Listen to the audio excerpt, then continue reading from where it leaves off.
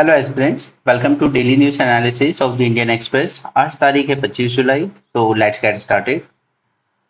आज के पेपर में देखिए ज़्यादा कुछ नहीं है, हार्डली कुछ 10% ऐसा है जो हमारे काम का एग्जाम पॉइंट ऑफ व्यू से। ऑलराइट, तो यहाँ पर central board of film certification है, ये आता है ministry of information and broadcasting के अंडर में। ऑलराइट, एक स्टैट्यूटरी बॉडी है जिसके लिए एक अलग से सिनेमेटोग्राफ एक्ट स्टैब्लिश किया गया था, उसके अंडर बनाई गई है, बस इतना ही जानना है उसमें। बाकी ये सब पॉलिटिकल न्यूज़ है मोस्टली, तो ये सब हमारे काम की नहीं है। ईपीएफओ में ये जो इनका रेट होता है ये बढ़ता घटता रहता है। इट्स मतलब हमारा इतना बड़ा कंसर्न नहीं है, बस गवर्नमेंट ये चाहती है कि इसको 8% से नीचे ही रखें, ताकि गवर्नमेंट पे जो बर्डन पड़ता है इसका इंटरेस्ट का वो थोड़ा सा कम हो सके। ऑलराइट, तो बस उसको लेके नॉर्मल बातें हैं। बाकी सब फालतू की न्यूज़ है, इनको हमें नहीं देखना है। आगे बढ़ते हैं। ज्ञान व्यापी का जो सर्वे होना था अभी उसको होल्ड पे डाल दिया गया है, अभी नहीं करवा रहे हैं वो। ये भी हमारे काम का नहीं है।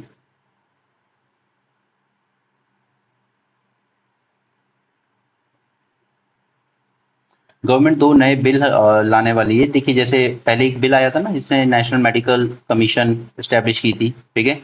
इसके अंदर में 4 पार्ट बनाए थे, अंडर ग्रेजुएट के लिए, पोस्ट ग्रेजुएट के लिए, उसके बाद फिर दिस रजिस्ट्रेशन एंड वगैरह वगैरह, और उसके बाद एथिक्स की। ठीक है, तो इन लोगों ने 4 बोर्ड कंस्टिट्यूट किए थे, for under graduate, post graduate, assessment and rating board and ethics and okay. ये 4 बोर्ड स्टैब्लिश किए थे अंडर नेशनल मेडिकल काउंसिल। तो ऐसा ही एक बिल अब ये लोग डेंटल के लिए लाना चाहते हैं और नर्सिंग के लिए लाना चाहते हैं। जब बिल आ जाएगा तब उस पर बात कर लेंगे, ठीक है, उसका क्या कंपोजिशन है, क्या रखें।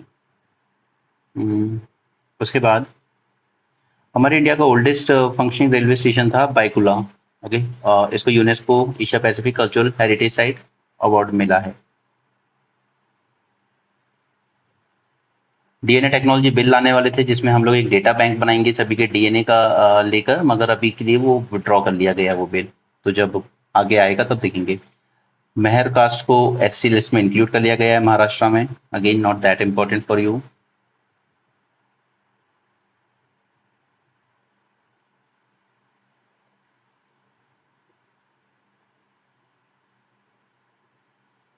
लैंडस्लाइड को लेके मैं आपको कह ही चुका हूँ कि आप इस पे एक नोट तैयार रखें, या मैं जो अपनी मेंस 450 सीरीज करवा रहा हूँ मैं उसमें लैंडस्लाइड प्लस फ्लड, फ्लड के साथ साथ एक और टर्म होता है फ्लैश फ्लड।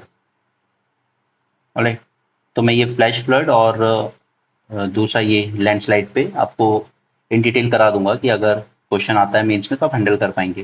बट आप उसको रेगुलर फॉलो कीजिए यार, क्योंकि आप इंतजार मत कीजिए, वरना अदरवाइज फिर होगा ये कि अगर मान लो आप अगले साल प्री क्वालिफाई भी कर लेते हो ना, तो फिर आप पे बहुत ज़्यादा प्रेशर रहेगा सारे पेपर प्रिपेयर करने का। फिर आप कोचिंग्स की तरफ भागोगे कि मैं करंट अफेयर का कुछ स्पेशल कोर्स ले लूँ, या मैं मेंस की टेस्ट सीरीज ले लूँ। जो चीज़ अभी से हो सकती है उसमें आगे चल के आप क्यों अपना पैसा और टाइम खराब करना चाहते हैं। प्री से मेंस के बीच का टाइम सिर्फ आपके रिवीजन के लिए होना चाहिए, ना कि नया पढ़ने के लिए।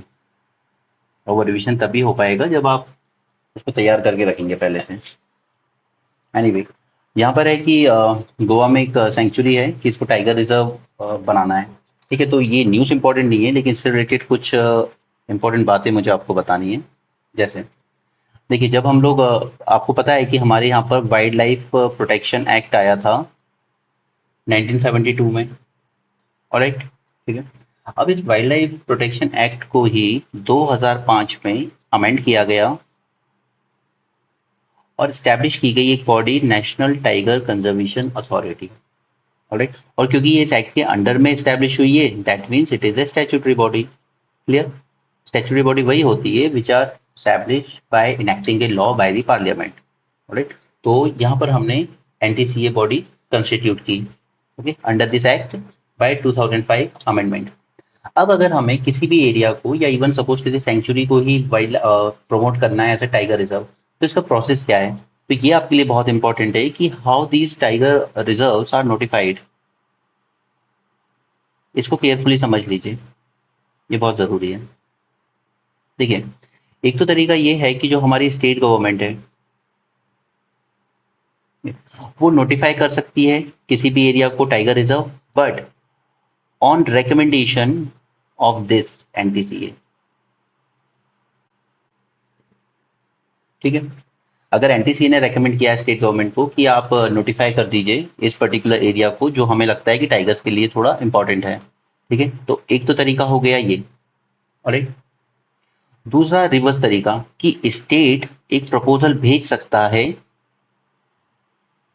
एनटीसीए को कि हम इस पर्टिकुलर एरिया को नोटिफाई करना चाहते हैं as a tiger reserve. Alright, और तीसरा तरीका है कि जो सेंटर है वो वाया एनटीसीए एक प्रपोजल भेज सकता है स्टेट गवर्नमेंट को कि हमें लगता है कि आपको ये area tiger as a tiger reserve declare कर देना चाहिए। ऑलराइट, तो तीन तरीके हो गए हैं हमारे पास। तो कई बार आपको न्यूज़ में देखने को जब मिलता होगा कि जब आपको कई बार न्यूज़ में देखने को मिलता होगा कि स्टेट गवर्नमेंट ने डिक्लेयर कर दिया, सेंटर ने डिक्लेयर कर दिया, तो थोड़ा कंफ्यूजन होता है, राइट? जब क्योंकि ये चीज़ें क्लियर नहीं होती हैं। तो एक तो है कि स्टेट गवर्नमेंट नोटिफाई कर सकती है ऑन रिकमेंडेशन ऑफ एनटीसीए, या फिर स्टेट गवर्नमेंट ही प्रपोजल दे सकती है एनटीसीए को, या फिर सेंटर रेकमेंड कर सकता है but via NTCA to state government. Right, इस तरीके से आपके टाइगर रिजर्व हो सकते हैं स्टैब्लिश। ओके, और सभी टाइगर रिजर्व को मैनेज करने वाली बॉडी कौन सी है? एनटीसीए। ये सभी टाइगर रिजर्व को मैनेज करती है। उसके बाद अब ये बताइए कि अगर आपको ऑल्टर करना हो कुछ बाउंड्रीज को लेके, ओके, जैसे अगर कोई ऑलरेडी टाइगर रिजर्व है उसकी बाउंड्रीज में कुछ चेंजेस करने हैं, तो ये कौन कर पाएगा? और एक ये भी आपको क्लियर होना चाहिए अपने एग्जाम में, क्योंकि इसी तरह के स्टेटमेंट्स आपको प्रीलिम्स में सबसे ज्यादा परेशान करते हैं। तो आप ये ऑल्टरेशन कर तो सकते हो but only on recommendation of this national board for wild life. Okay, जब तक ये रिकमेंड नहीं करेगा तब तक आप बाउंड्रीज में कोई ऑल्टरेशन नहीं कर सकते। अब इसी के साथ हम ये भी जान लेते हैं कि national board of wild life क्या है। तो अगेन ये भी यही जो एक्ट था हमारा, वाइल्ड लाइफ प्रोटेक्शन एक्ट 1972, ये भी इसी के अंडर में स्टैब्लिश हुआ है and it is an apex body for all wild life related matters. Okay, wild life related जितने भी मैटर्स हैं, चाहे टाइगर हो, एलिफेंट हो, टाइगर रिजर्व की बात करें, हम एलिफेंट कॉरिडोर्स की बात करें, कुछ भी वाइल्ड लाइफ रिलेटेड जितने भी मैटर्स हो सकते हैं, उन सबकी एपेक्स बॉडी है ये। और इसके हेड होते हैं खुद प्राइम मिनिस्टर।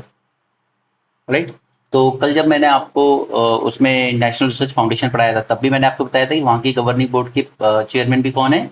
हमारे प्राइम मिनिस्टर। और यहाँ national board of wild life के भी प्राइम मिनिस्टर। तो ऐसे कई बॉडीज हैं जिनके चेयरमैन खुद प्राइम मिनिस्टर होते हैं और आपको प्रीलिम्स में इस तरह से पूछा जाता है 4-5 ऑप्शन देके कि इनमें से किस बॉडी के चेयरमैन खुद प्राइम मिनिस्टर हैं। ऑलराइट, तो ये चीजें आप जब बिखरी बिखरी पढ़ते हो ना अलग, तो वहाँ पे रिकॉल करना थोड़ा मुश्किल हो जाता है, इसलिए मैं बार बार इन चीजों को एम्फेसाइज करता हूँ आपको। ओके, तो इसके चेयरमैन खुद प्राइम मिनिस्टर हैं और ये स्टैब्लिश की गई थी via an amendment in 2003। Alright, तो ये पूरा प्रोसेस है जो मुझे आपको समझाना था। एनटीसीए स्टैट्यूटरी बॉडी है, स्टैब्लिश की गई है अंडर एक्ट ऑफ 1972, 2005 अमेंडमेंट से। और national board for wild life, इसके चेयरमैन खुद प्राइम मिनिस्टर है, ये स्टैब्लिश की गई है बाय अमेंडमेंट ऑफ 2003।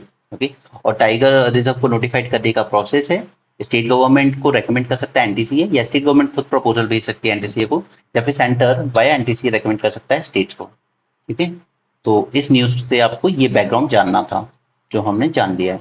आगे बढ़ते हैं। यहाँ पे मैड्रास हाई कोर्ट ने कहा है कि हम सिर्फ गांधी जी की और थिरुवल्लुवर की फोटो लगाने की परमिशन दे सकते हैं, अम्बेडकर की नहीं, और ना ही किसी और की। इसको लेके कुछ कंट्रोवर्सी है but again not important for us. चलिए अब हम आते हैं यहाँ पर कह रही है, अब जैसे आपने मणिपुर का देखा, दो लड़कियों का जो एक वीडियो आया सेक्सुअल असॉल्ट का, ठीक है, तो उसको लेके काफी question even national commission for women पर भी रेज होते हैं। अरे, तो इसको लेके हम कुछ कमियां देखेंगे पहले तो इनके बारे में, लेकिन उससे पहले हमें ये जानना है कि ये कब आया, कैसे आया। तो 1992 में स्टैब्लिश की गई नेशनल कमीशन फॉर वुमेन, और इसके लिए एक्ट बन के आया था 1990 में। सो इसी एक्ट के अंडर में की गई है एस्टेब्लिशमेंट 92 में। So that means it is a statutory body.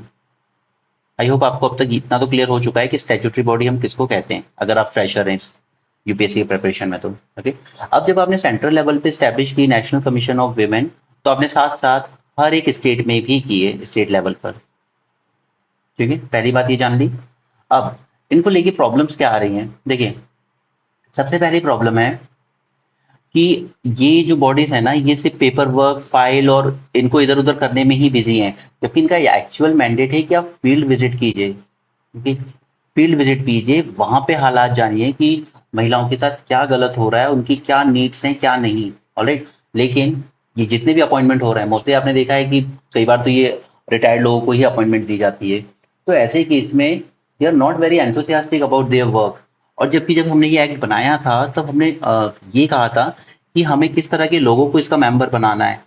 They are expected to consist of persons of ability, integrity, standing, who had experience in law or legislation, trade unionism, committed to increasing the employment potential of women, administration, economic development, health, education and social welfare।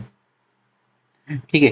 तो हमें किस तरह के लोगों को बनाना था, लेकिन problem ये हो रही है कि ऐसे लोगों को बनाया जा रहा है who are not having any prior experience in working with people at the ground level। Alright, and सबसे इम्पोर्टेंट कि ये जो अपॉइंटमेंट्स है they are mostly political appointments. Okay, ruling party अपनी जो गुड बुक्स में लोग होते हैं उनको अपॉइंट कर देती है, एंड उसका नतीजा ये होता है कि जब कुछ क्राइम होता है, अब सपोज कि जहां पर जिस स्टेट में क्राइम हुआ है वहां पर पावर में वही है, वही पार्टी है जो सेंटर में, तो ऐसे में ये लोग इवन माइनर क्रिटिसाइज भी नहीं करते हैं। ऑलराइट, क्योंकि इनका अपॉइंटमेंट प्रोसेस पूरी तरीके से सेंट्रल गवर्नमेंट के हाथों में दे दिया गया है। ओके, तो इसलिए ये ऐसी जगहों पर क्रिटिसिज्म करने से बचते हैं जहां पर सेंटर में जो पावर में जो पार्टी है वही स्टेट में रूल कर रही हो। और कई बार ज्यादा ही ओवर एंथुसियास्टिक हो जाते हैं जहां पर ऑपोजिशन होता है।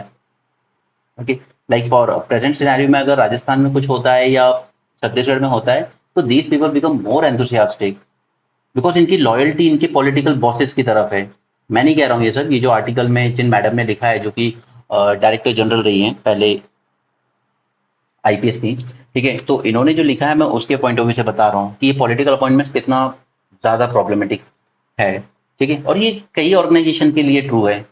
जहां जहां पे अपॉइंटमेंट्स गवर्नमेंट कर रही है वहां पे वो लोग किसी भी स्टेट में जहां पर रूलिंग पार्टी है सेंटर वाली, वो उसको क्रिटिसाइज करने से बचते हैं, और ऐसे में ये बन के रह जाते हैं टूथलेस टाइगर, बस नाम के। ऑलराइट, देन अब ये जो सजेस्ट कर रही है, ये कह रहे हैं कि देखिए इन सबका एक परफॉर्मेंस ऑडिट होना जरूरी है, टाइमली, इनका टाइमली परफॉर्मेंस ऑडिट जरूरी है। और ये सबके लिए ट्रू है, नेशनल कमीशन ऑफ वुमेन हो चाहे नेशनल ह्यूमन राइट्स कमीशन हो, आप इनका एक टाइमली ऑडिट करवाइए बाय एक्सटर्नल एजेंसी, ताकि हमें पता चले कि इन लोगों ने क्या वर्क किया है, ताकि इवन एक टैक्स पेयर को भी ये पता चले कि मेरे टैक्स का पैसा जो इन लोगों की सैलरी पेंशन पे दिया जा रहा है क्या वो प्रॉपरली यूज हो भी रहा है या नहीं हो रहा है। तो बस यही इनके कुछ एक सजेशन था इसको, एक सजेशन था परफॉर्मेंस ऑडिट को लेकर इनका। और दूसरा था कि ये जो पॉलिटिकल अपॉइंटमेंट्स हैं तो इनकी लॉयल्टी जो बन जाती है पॉलिटिकल बॉसेस की तरफ, इसको काउंटर करना जरूरी है। और ये सिर्फ पेपर वर्क में इन्वॉल्व है rather than actually going on the field, they are just pushing the files from here and there. Alright, so they are termed as toothless tiger. तो ये कुछ बातें हैं, अगर टाइम मिलेगा और मुझे लगेगा कि ये इंपॉर्टेंट है तो मैं इनकी फंक्शनिंग पे आपको एक डिटेल लेक्चर आपके मेंस पॉइंट ऑफ व्यू से बना के दे दूंगा। ऑलराइट, फिर अब ये जो श्रीलंका को लेकर है तो मैंने अपना प्लान किया है कि मैं इंडो श्रीलंका आपको पूरा डिटेल में करवा दूंगा अपनी जो मेन सीरीज है उसमें। बाकी लेकिन मैंने कल भी जो आपको 2 लेक्चर्स दिए थे नेशनल रिसर्च फाउंडेशन पर एंड सेमीकंडक्टर पर, उसमें मैंने आपको बार बार एम्फसाइज किया था कि हम वही पॉइंट्स इंक्लूड कर रहे हैं जो न्यूज़पेपर में पिछले 1-2 हफ्ते से कॉन्स्टेंटली बार बार रिपीट हो रहे हैं, ताकि आप उससे कनेक्ट कर पाओ कि आप जो न्यूज़पेपर फॉलो करते हो वो आपका टाइम वेस्ट नहीं है, बल्कि वो आपको मेंस में कितना अच्छे से हेल्प करेगा। और जो मैंने आपको कल पढ़ाए हैं वो प्लीज आप हैंड रिटन ही बनाइएगा, क्योंकि अब आगे चल के उनमें जो भी नई नई न्यूज आएंगी हम अपने उन्हीं नोट्स में अपडेट करते जाएंगे, ताकि आपको समझ में आ जाए एग्जैक्टली कि न्यूज़पेपर से नोट्स कैसे बनाने। बिकॉज एज अ फ्रेशर आप अगर सीधे न्यूज़पेपर से नोट्स बनाने बैठ जाएंगे नहीं बन पाएंगे, पहले आपके पास उस टॉपिक पे नोट होना चाहिए, फिर न्यूज़पेपर से आप उसको सप्लीमेंट करेंगे। ठीक है, चलिए, तो अभी चलिए इसको फास्ट फॉरवर्ड देख लेते हैं। हमारी नेबरहुड फर्स्ट पॉलिसी में हमारा श्रीलंका पर स्पेशल ध्यान है। सागर इनिशिएटिव हमने किया हुआ है अपने इंडियन ओशन को लेकर, तो उसके लिए श्रीलंका ऑब्वियसली एक इंपॉर्टेंट पार्टनर है। ऑलराइट, हमें इनके साथ ग्रोथ इसलिए जरूरी है क्योंकि इंडियन ओशन रीजन में हम भी रहते हैं वो भी रहते हैं, और हमें चाइना का जो थ्रेट बढ़ता जा रहा है इसमें उसको भी काउंटर करने की जरूरत है। फिर सबसे इंपॉर्टेंट हमारा फोकस होना चाहिए कनेक्टिविटी में for development of ports and logistic at Colombo, Trincomalee, Kankesanthurai, alright, and resumption of ferry services. उसके बाद मैंने आपको फिशरमैन इशू समझाया था, कचातीबू आइलैंड का इशू समझा चुका हूँ। ओके, फिर श्रीलंका ने एग्री किया था कि हम भी रुपी में ट्रेड करने के बारे में कंसीडर कर रहे हैं। Operationalisation of UPI based digital payment पे भी वर्क किया जा रहा है। ऑलराइट, फिर श्रीलंका की अगर पहले की बात करें तो हमने उनको $3 बिलियन का करीब करीब $3 बिलियन की हेल्प की थी उनकी। ओके, उसके बाद फिर हमने उनको आईएमएफ से भी लोन दिलवाया था। ओके, तो इंडिया एक रिलायबल पार्टनर है श्रीलंका का। ठीक है। एनसीईआरटी में कुछ चेंजेस किए गए, नॉट इम्पोर्टेंट फॉर अस। यहाँ पे अगेन वो एक मूवी को लेके बवाल है, not not important, this is again not that important. यहाँ पे एक स्कीम आई थी पीएम पानी, बट आई थिंक अब इसका रेलेवेंस उतना नहीं है, तो आप इसमें टाइम वेस्ट ना करें अपना। Okay, now let's move on to next. तो ऐसा कुछ यहाँ पे भी काम का नहीं है। यहाँ पे सिर्फ ये जो इलॉन मस्क है, इसने ट्विटर से चिड़िया हटा दी और एक्स यूज किया है। Twitter now will be called as X. इनको एक्चुअली थोड़ा सा ऑब्सेशन भी है एक्स वर्ड से, मिस्टर एलॉन मस्क को, क्योंकि आज जो हमारा पेपल है ना, वो पहले इन्होंने x.com नाम से ही शुरू किया था, बाद में ये पेपल बन गया। ओके, उसके बाद स्पेस एक्स तो आप लोग जानते ही हैं। ठीक है, इसका इन्होंने जो अपनी पहली टेस्ला कार भी लॉन्च की थी, उसका भी नाम इन्होंने एक्स ही रखा था, तो इनको थोड़ा ऑब्सेशन है इस वर्ड से। यहाँ पे मिहिर भोज की कास्ट को लेकर ऑब्जेक्शन है, हम इंसानों का बस चले तो हम भगवान की भी कास्ट निकाल दें, तो राजा क्या चीज़ है। एनीवे, तो कुछ लोग कह रहे हैं राजपूत थे, कुछ कह रहे हैं गुर्जर थे, बट डजेंट मैटर। हमें ये जानना है कि इनका टाइम पीरियड क्या था, क्योंकि कई बार क्या कंटेम्प्रेरी पूछा जाता है ना यूपीएससी में, तब हमें दिक्कत आती है। मिहिर भोज का टाइम पीरियड था 836 टू 885, और इस टाइम पे इंडिया में ट्राइपार्टाइट स्ट्रगल चल रही थी। यहाँ पे रूल कर रहे थे गुर्जर प्रतिहार, ओके, इधर ईस्ट में यूज कर रहे थे पाल, और नीचे डेक्कन में रूल कर रहे थे राष्ट्रकूटार। ओके, और तीनों आपस में लड़ते रहते थे, तो इसे हम लोग कहते हैं ट्राइपार्टाइट स्ट्रगल। फिर यहाँ पे जो लीगल डिस्प्यूट है काशी का, वो बताना इतना इंपॉर्टेंट नहीं है मेरे लिए, लेकिन आपको ये प्लेसेस ऑफ वर्शिप एक्ट 1991 जरूर जानना चाहिए। इस एक्ट ने क्या किया था कि इसने कहा था 15 अगस्त 1947 को जिस धार्मिक जगह का जो स्टेटस था वो वैसे ही रहेगा, उसे चेंज नहीं किया जा सकता, और जुडिशियल रिव्यू के दायरे से भी इसको बाहर रखा गया। फॉर एग्जाम्पल, अगर जो मस्जिद है या जो चर्च है इस तारीख पे वो वही रहेगा, आप बाद में आप ये क्लेम नहीं कर सकते कि नहीं नहीं ये तो हिंदू मंदिर था, इसको वापस हिंदू मंदिर बनाइए। बस इसमें एक एक्सेप्शन डाला गया था, राम जन्मभूमि का, क्योंकि जब ये राम जन्मभूमि का मैटर चल रहा था ना, तो जगह जगह से यही बातें होने लगी थी कि ये मंदिर, ये मस्जिद भी पहले मंदिर थी, ये चर्च भी पहले मंदिर था, यहाँ पे जैन मोनेस्ट्री थी, यहाँ पे बुद्ध मोनेस्ट्री थी, इनको तोड़ा गया है, मॉस्क बनाई गई है। तो इसी सबको ये जगह जगह से बार बार डिमांड आने लगी थी, तो इसको काउंटर करने के लिए नरसिम्हा राव गवर्नमेंट ने 1991 में ये एक्ट इनेक्ट किया था। और उन्होंने कहा था कि with the exception of the Ram Janmabhoomi, the place of worship का जो भी स्टेटस इस तारीख को रहा होगा 15 अगस्त 1947 को, वो वैसा ही रहेगा, आप उसको चेंज नहीं कर सकते। तो ये जो ज्ञानवापी मॉस्क को लेके जो इशू आ रहा है, उसमें यही कह रहे हैं कि इस एक्ट के होते हुए आप कैसे अब इसका स्टेटस चेंज कर सकते हो। ठीक है, अभी कुछ टाइम पहले इनको एक शिवलिंग मिला था वहां से, तो वो कह रहे हैं कि नहीं ये पहले मंदिर था, पूजा अलाउ होनी चाहिए यहाँ पे, और पहले होती भी थी। ठीक है, तो और दूसरा इसमें केस में एंगल ये है कि आप कैसे इसको जुडिशियल रिव्यू से बाहर रख सकते हो, वो तो बेसिक स्ट्रक्चर का पार्ट है। ऑलराइट, तो जैसे भी ये केस आगे जाएगा, कुछ नया निकल के आएगा, तो हम उस पर बात करेंगे बाद में। यहाँ पे यूक्रेन ने ड्रोन स्ट्राइक किया है रशिया के आर्मी हेडक्वार्टर के पास, तो अब वो भी उसी तरीके से रिटेलिएट करेगा। ये नया लोगो आया है, न्यू एक्स लोगो इसका, ट्विटर का। ठीक है, उसके बाद आज के इंडियन एक्सप्रेस में तो हमारे लिए ऐसा कुछ काम, सॉरी, आज के इकोनॉमी पेज में तो हमारे लिए ऐसा कुछ काम का है नहीं, तो इसमें ऐसा कुछ देखने की जरूरत नहीं आई थी। No no no, nothing. Okay, तो आई ऑलरेडी टोल्ड यू कि आज के पेपर में ज़्यादा कुछ है नहीं आपके लिए, और जो था वो मैंने आपको बता दिया है। एक नेशनल कमीशन ऑफ वुमेन को लेकर कुछ शॉर्ट कमिंग्स, और दूसरा जो हमने नेशनल टाइगर कंजर्वेशन अथॉरिटी के वगैरह के बारे में जानना चाहिए था। ओके, अब देखिए मैं आपसे फिर से एक बार रिक्वेस्ट करूंगा कि प्लीज़ आप जो मेंस का प्रोग्राम चल रहा है, अभी मैंने उस पर सिर्फ 3 ही वीडियो डाले हैं, तो आप उसको अच्छे से कर लीजिए, क्योंकि इससे बेटर आपको नहीं मिलेगा। ठीक है, इतना सिंप्लीफाइड करके ऑलमोस्ट हैंड रिटन टाइप के नोट्स, और उसको आप हैंड रिटन फॉर्मेट में ही बनाइए, क्योंकि अब देखिए जैसे कल को अगर सेमीकंडक्टर में कुछ नई नई चीज़ें निकल के आती हैं, कोई प्रोजेक्ट वगैरह निकल के आता है, कुछ अच्छा होता है, तो हम लोग को सिर्फ अपने जो हमने कोर पॉइंट्स लिखे हैं ना, बस हमें अपने स्ट्रक्चर में एक छोटा सा एरो लगा के यहाँ पे उसका एग्जाम्पल कोड करना है, और यही आपको मार्क्स फैच करवाएगा मेंस में। जब आप अपना एक स्ट्रक्चर के साथ हर एक चीज को करंट से रिलेट कर देंगे ना, that will give you a perfect answer. Alright, तो आप प्लीज इस मेंस की सीरीज को रेगुलरली फॉलो करें, अच्छे से करें, और अब मैं इसकी इंटेंसिटी थोड़ी सी इंक्रीज करूंगा, ज़्यादा तेजी से आपको वीडियो देखने को मिलेंगे। ठीक है, अभी सिर्फ 3 ही हुए हैं, but very soon I will update everything. ठीक है, तो जो भी हमारे रिलेशन इश्यूज रहे हैं पीछे, यूएस का रह गया था, फ्रांस का रह गया था, इजिप्ट भी गए थे हमारे प्राइम मिनिस्टर। ऑलराइट, उसके बाद श्रीलंका के प्राइम मिनिस्टर यहाँ पर आए। ठीक है, उसके बाद मैंने आपको बताया फ्लैश फ्लड के बारे में मैं आपसे बात करूंगा, लैंडस्लाइड के बारे में मैं आपसे बात करूंगा। ठीक है, इसके अलावा योजना कुरुक्षेत्र। देखिए योजना कुरुक्षेत्र क्या है कि वो आती है हमेशा किसी एक पर्टिकुलर टॉपिक पे, तो इन पे जो भी टॉपिक रहा होगा उस टॉपिक पे मैं आपको एक समराइज फॉर्म में इतना कंटेंट दे दूंगा कि अगर उस टॉपिक पे किसी भी डायमेंशन से क्वेश्चन आता है तो आप वो क्वेश्चन हैंडल कर लोगे। योजना कुरुक्षेत्र पढ़ने में टाइम वेस्ट मत कीजिए, हार्डली 2 या 3 आर्टिकल में मैं इसको पूरा समराइज करके आपको टॉपिक वाइज ये दिमाग में रखते हुए कि मेंस में किस तरीके से पूछा जाएगा, मुझे आपको वहाँ पे योजना कुरुक्षेत्र का नॉलेज नहीं देना है, मुझे आपको सिर्फ उस टॉपिक पे सफिशिएंट कंटेंट देना है कि आप आंसर हैंडल कर पाएं। Okay, so that's it from my side. और अब जो भी अगला मेंस का वीडियो आए प्लीज उसको रेगुलरली फॉलो कीजिए, आंसर राइटिंग प्रैक्टिस कीजिए ताकि आप नेक्स्ट ईयर जब मेंस दें तब आपको वो पैनिक ना हो। Alright, so that's it for today, thanks for joining.